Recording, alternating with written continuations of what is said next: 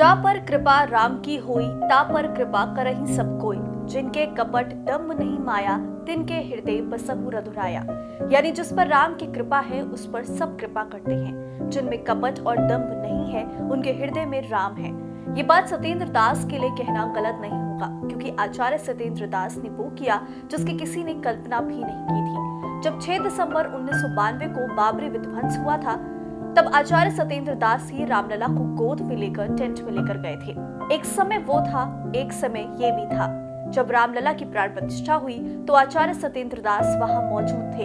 यानी सत्येंद्र दास बाबरी विध्वंस से लेकर रामलला के भव्य मंदिर में प्राण प्रतिष्ठा के साक्षी रहे हैं।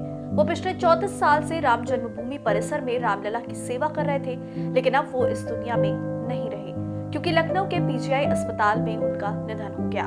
सत्येंद्र दास लंबे समय से बीमार चल रहे थे। आचार्य सत्येंद्र दास ने 87 साल की उम्र में अंतिम सांस ली। सत्येंद्र दास राम मंदिर ट्रस्ट के भी मुख्य सदस्य थे। उन्होंने टेंट में रहे रामलला की 28 साल तक पूजा अर्चना की थी। इसके बाद करीब 4 साल तक अस्थायी मंदिर में रामलला की सेवा मुख्य पुजारी के तौर पर की थी।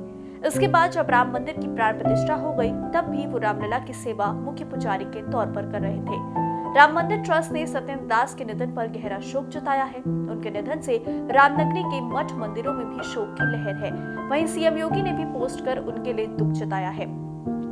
बता दें, बीते दिनों ब्रेन हैमरेज होने के बाद पीजीआई में उन्हें भर्ती कराया गया था, लेकिन वो इस दुनिया में नहीं है। लेकिन उन्होंने जो काम राम भक्तों के लिए किए हैं उसे कभी कोई नहीं भुला सकता है। उनके निधन पर सोशल मीडिया पर कई दिग्गज नेताओं से लेकर हस्तियों ने भी दुख जताया है और उन्हें श्रद्धांजलि दी है।